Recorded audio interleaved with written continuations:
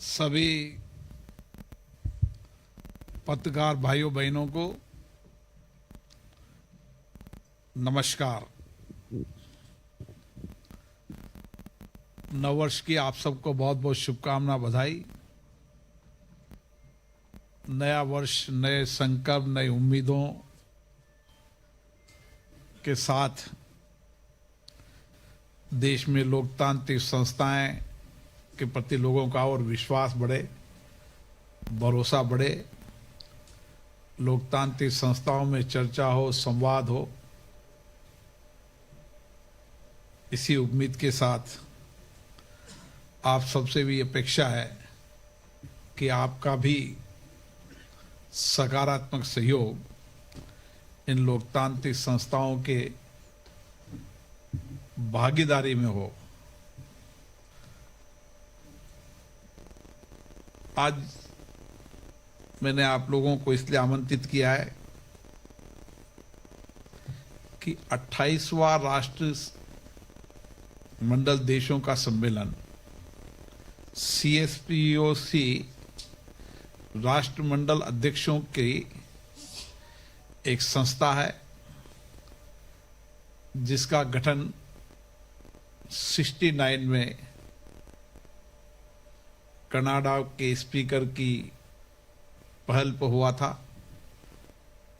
उसका उद्देश्य था कि राष्ट्रमंडल अध्यक्षों के सम्मेलन के माध्यम से हम देश के अंदर पीठासीन अधिकारियों की निष्पक्षता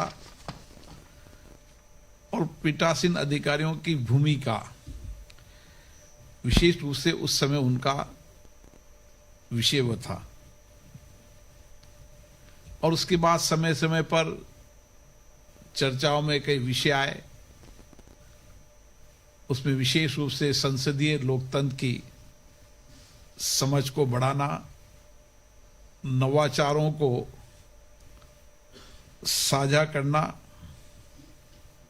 और लोकतांत्रिक संस्थाओं का विकास करना, इन सारे विषयों के अलावा समय समय पर जब भी CSPOC का सम्मेलन होता है, अलग अलग विषयों पर चर्चा होती है, संवाद होती है, और उस चर्चा संवाद के अंदर जो विषय निकलते हैं, उस विषयों पर कुछ संकल्प, कुछ परिणाम, कुछ संस्थाएं उसको आगे लेकर चलती है। जब देश की संस्थाएं, लोकतांत्रिक संस्थाओं के स्पीकर मिलते हैं तो उन संस्थाओं में जो नवाचार हुए, उस नवाचारों से संस्थाओं की मजबूती आई, निष्पक्षता आई और संसद जनता के नजदीक पहुंची। और जनता केवल मत देने तक नहीं, मत के बाद भी जनता संसद से जुड़ी रहे, इसके लिए भी समय समय पर अलग अलग चर्चा हुई है। मुझे आशा है कि दुनिया का सबसे बड़ा लोकतंत्र भारत में इस सम्मेलन में, मैं विषय आपको बता रहा हूं, इस विषयों पर चर्चा होगी और दुनिया के संसदों में संदेश जाएगा कि किस तरीके से भारत ने, जो 140 करोड़ जनता का प्रतिनिधित्व करती है, वहां राज्य की विधानसभाएं और केंद्रीय विधान संस्थाएं, चाहे लोकसभा, राज्यसभा में किस तरीके से हमने चर्चा, संवाद, सहमति, असहमति, विचारों की अभिव्यक्ति के साथ हमने इस देश के अंदर विकास की यात्रा रखी है। भारत में ये सम्मेलन 1971 में, 1986 में और 2010 में भारत को ये सम्मेलन की मेजबानी करने का अवसर मिला है। अब 16 साल बाद भारत को ये मेजबानी करने का अवसर प्राप्त हुआ है। पिछले वर्ष गंसी के अंदर जो इसकी कार्यकारी परिषद की बैठक में भारत को अध्यक्षता करने का दायित्व सौंपा और भारत ने इस सम्मेलन को संसद के संविधान सदन में आयोजित करने का फैसला किया। ये सम्मेलन 14 तारीख को इसकी कार्यकारी परिषद की बैठक होगी, जिसमें 15 देशों के लोग आएंगे। 15 और 16 2 दिन अलग अलग सत्रों के अंदर बैठक होगी। 15 तारीख को 10:30 बजे भारत के प्रधानमंत्री माननीय नरेंद्र मोदी जी इस सम्मेलन का उद्घाटन करेंगे और आईपीयू इंडियन पार्लियामेंट यूनियन सारे देश की संसदों की एक संस्था है, उसकी अध्यक्ष भी आएगी यहां पर, और सीपीए कॉमनवेल्थ पार्लियामेंट एसोसिएशन उनके चेयरपर्सन भी वहां पर आएंगे। दोनों भी उद्घाटन सत्र में भी उपस्थित रहेंगे, 2 दिन के सम्मेलन में भी उपस्थित रहेंगे। जो सम्मेलन के मुख्य विषय हैं वे संसद में आर्टिफिशियल इंटेलिजेंस एआई का प्रयोग, नवाचार, निगरानी और अनुकूल संतुलन बनाकर रखना, सोशल मीडिया और सांसदों का प्रभाव, नागरिकों के बीच संसद की समझ का विस्तार करने तथा संसदीय प्रक्रिया में उनकी सहभागिता को मतदान के बाद भी बढ़ाने की चर्चा, संसद सदस्यों द्वारा संसदीय कर्मियों की सुरक्षा, स्वास्थ्य और कल्याण, और 5वां विशेष सत्र लोकतांत्रिक संस्थाओं की मजबूती करने में अध्यक्षों पीठासीन अधिकारियों की भूमिका। इन विषयों पर 2 अलग अलग सत्रों में इसमें चर्चा होगी।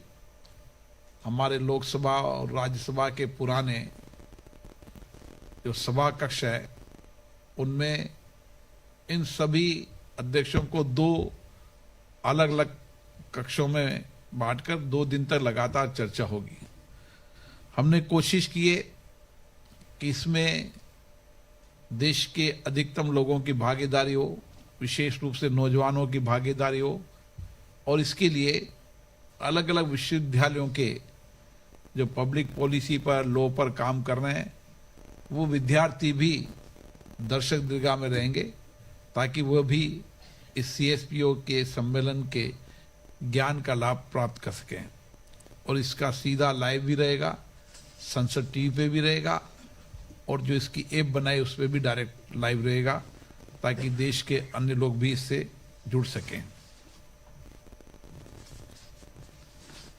उसके बाद भारत की विविधताएं जो विशेष रूप से हमारे पर्यटन के रूप में है, देश और दुनिया के लोगों को पर्यटन में आकर्षित कर सकें, इसके लिए जयपुर जिसकी विशेष स्थान है वहाँ इनके टूर प्रोग्राम का आयोजन रखा गया है।